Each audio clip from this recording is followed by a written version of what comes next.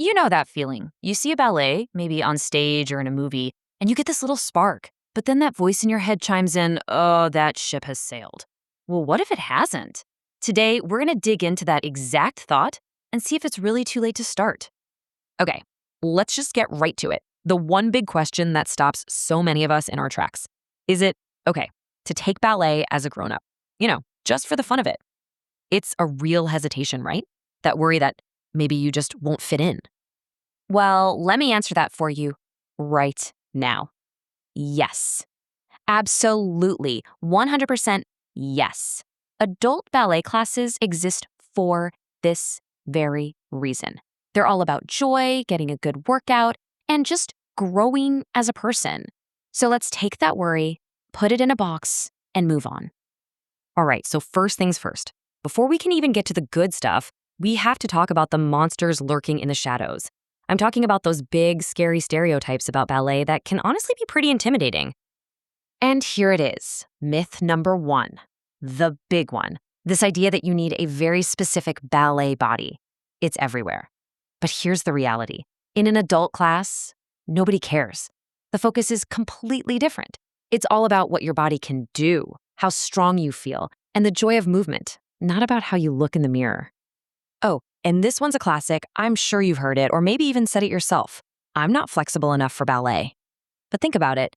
That's like saying you're too dirty to take a shower. You don't start ballet because you're flexible. Ballet is the thing that makes you flexible. It's the tool you use to build that mobility over time in a safe way. And this might be the most important myth to bust. The idea that it's just too late. Let me be really clear. There is no age limit. I mean, none. We're talking about people starting in their 20s, their 40s, their 60s, and even older. Age is not a barrier here. It's just a number. Okay, so we've slayed the monsters, we've busted the myths. So what's actually on the other side? Well, it turns out ballet is so much more than just pliés and pirouettes. Let's get into some of the really amazing and maybe unexpected rewards. This chart really puts it all into perspective, doesn't it? I mean, of course, the physical benefits are huge. That's the biggest slice of the pie right there. But look at everything else. We're talking mental, emotional, and social benefits. It really is a whole person activity. So let's dig into that a little deeper. On the physical side, you're building serious core strength, which helps with, well, pretty much everything you do every day. But the mental stuff is just as incredible. All that concentration, it's like meditation in motion. It can seriously help reduce stress. And trying to remember all those steps and combinations, that's a fantastic workout for your brain, boosting your memory and focus. But it's not just about what happens inside your own head and body.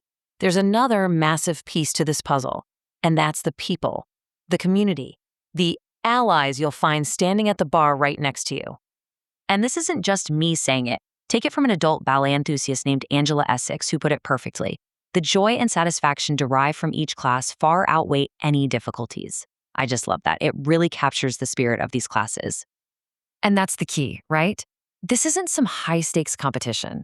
These classes are designed from the ground up to be nurturing. Think about it. Everyone in that room is there for the same reasons you are. To learn something new, to move their body, and to have a good time.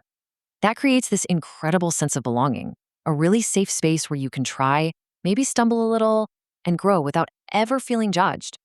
All right, so maybe you're feeling a little inspired. Maybe you're thinking, okay, I could do this. So let's get practical. Let's give you a simple roadmap for walking into your very first class.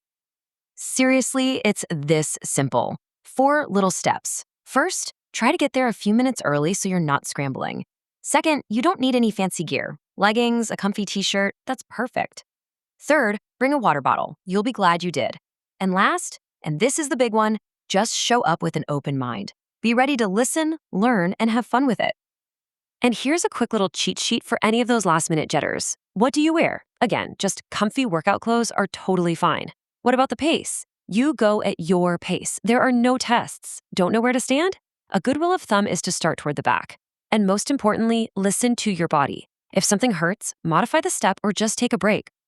Look, if there's only one thing you remember from all of this, please let it be this.